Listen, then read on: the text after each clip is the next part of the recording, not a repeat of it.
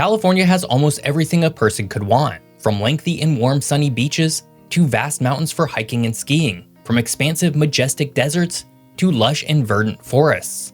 And on top of it all, it has a climate that is generally thought of as pretty amazing. It's this exact geography that has attracted and kept almost 40 million people. But if the state has a nearly perfect geography, why did so many people leave between 2020 and 2023? It's often been said that California has the perfect climate.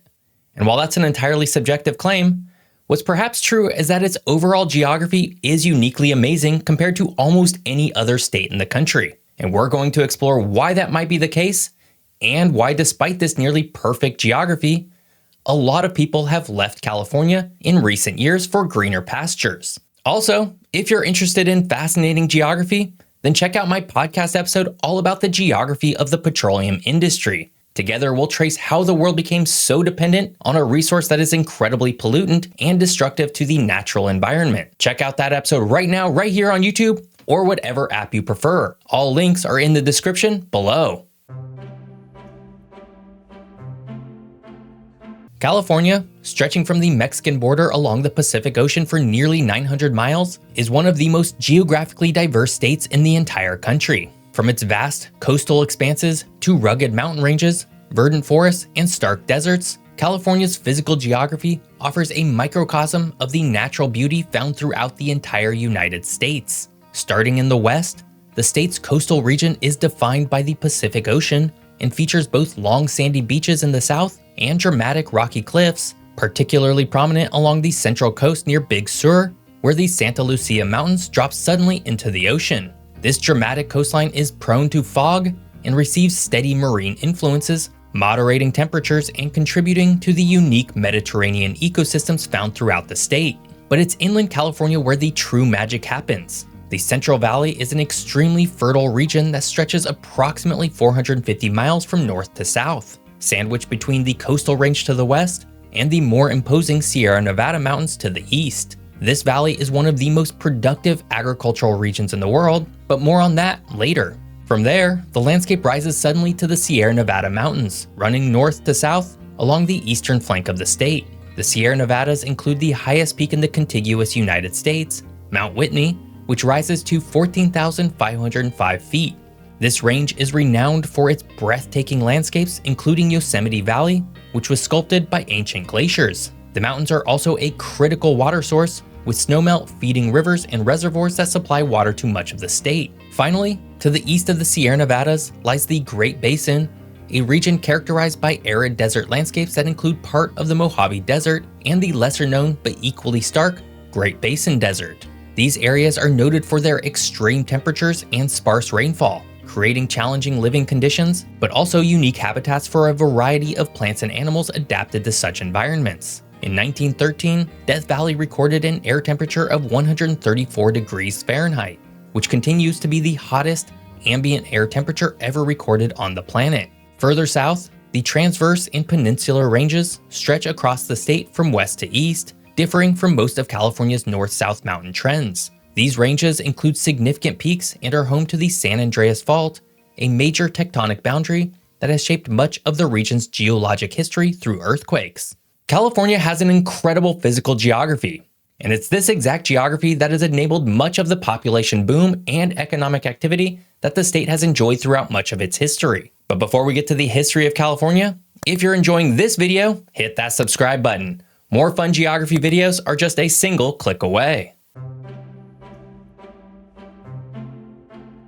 Before we get to California the state, we have to talk about the native peoples who recognized the geographic wealth California had for millennia before colonization. According to historians, over 300,000 individuals from approximately 100 different tribes lived across California, each with unique languages, cultures, and social structures. Societies like the Chumash along the southern coast excelled in seafaring and trade, while groups like the Hupa in the north were more reliant on the abundant resources of the forests. Regardless, each tribe thrived on the bounty of California's geography, but it would actually take quite a while for European colonizers to recognize what existed all along. The first European to lay claim to the region was the Spanish explorer Juan Rodriguez Cabrillo in 1542. though it wasn't until the late 1700s that Spain began to actively colonize California. But again, this had nothing to do with Spain recognizing California's incredible geography. Rather, this effort was part of a larger strategy to protect their North American territories from encroachment by the British and Russians.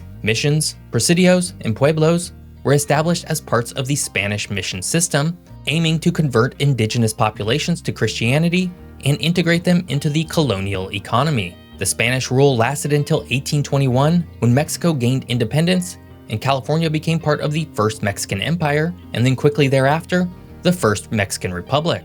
Under Mexican rule, large tracts of lands called ranchos were granted to both Mexican citizens and foreign settlers in order to fuel migration to the state. But despite these efforts, Mexico's hold on California was tenuous due to the remote location, and the new republic was never able to really muster a mass migration to the area. This inevitably led to the United States taking an interest in the region. The US interest in the West Coast grew in the mid-1800s, driven by the belief in manifest destiny. In the Northwest, the US tangled diplomatically with the British over the Oregon Territory, but the US was keen on the Southwest regions as well. This culminated in the Bear Flag Revolt of 1846, where a group of American settlers in Sonoma declared independence from Mexico and established the sort of independent California Republic. This short-lived independence ended during the Mexican-American War, when US forces captured the territory. The Treaty of Guadalupe Hidalgo in 1848 ceded California and the rest of northern Mexico to the United States, and it became its own state in 1850. This annexation would prove to be a huge boon for the United States. No other single state in the country would provide or offer as much to the country as a whole, and it all starts with the findings of a little glitter of gold. From these tumultuous beginnings, California has grown to become a global hub of technology, culture, and environmental innovation, all enabled by what some consider to be the perfect geography.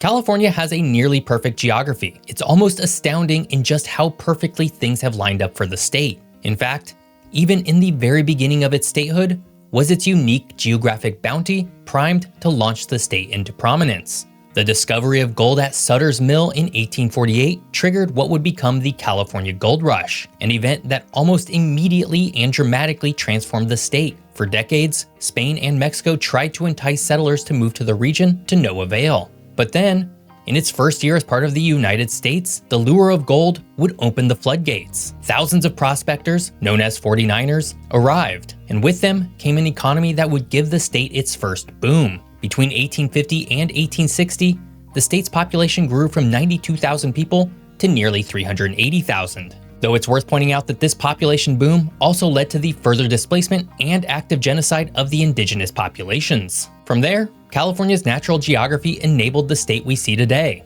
Of course, one of the most significant geographic assets of California is its extensive coastline along the Pacific Ocean. This provides unparalleled access to international shipping routes, facilitating trade with Asia and the rest of the Americas. Ports like Los Angeles and Long Beach are among the busiest in the world, serving as vital hubs for importing goods and exporting California's agricultural produce and technological products. And while Oregon and Washington both have extensive coastlines, neither have natural harbors that are as readily accessible. San Diego and San Francisco have arguably the best natural harbors in the country, and Los Angeles has the termini of several prominent rail companies, becoming the location of one of the largest ports in the world.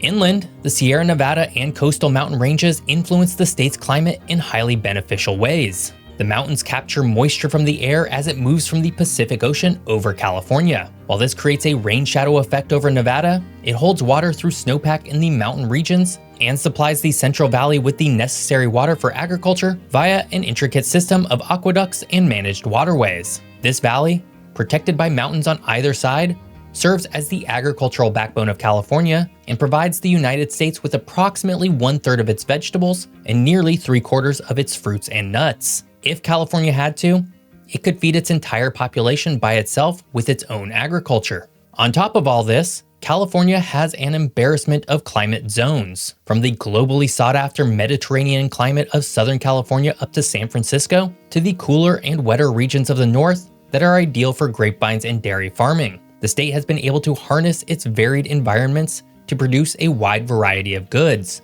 This climatic array also makes California a desirable place to live. In general, people like to live in warmer environments that have access to a wide range of places to visit, and California offers that in spades. From the beaches to the mountains, dense forests to arid deserts, there's little that Californians can't access. In fact, before it was possible to profitably travel around the world to film, Hollywood studios managed to figure out where in the state they could film to mirror eclectic locations from all around the world. No other state could possibly replicate that ability. Finally, and strategically, California's vast and varied terrain would protect its major population centers in the event that there was ever an invasion from almost any direction. The desert's rugged terrain in the southeast poses harsh environmental conditions with relatively little infrastructure, while the Sierra Nevada and Klamath Mountain ranges protect from the east and north respectively. And of course, the vast Pacific Ocean offers a significant natural barrier, making naval invasion challenging without significant maritime strength. This isn't to say that California would be immune from military invasion, but its geography insulates it in unique ways that most states don't have. California has a lot going for it, from its unique historic geography with gold and oil, to its climate and agriculture, and of course, its natural barriers. All of this makes California's geography nearly perfect. So why have people been leaving? California's geography, while offering a lot to both the people who live there and the United States as a whole, is not actually perfect. No single place's geography is. In recent years, California has been inundated with water scarcity issues and prolonged extensive wildfires that blanket its major population centers in smoke, both of which have been exacerbated by extended droughts that, 2024 aside, usually leave the state's reservoirs with very little water compared to historic averages. And on top of its water and wildfire issues, California also has one of the most prominent and active fault lines running right next to its major urban centers of Los Angeles and San Francisco.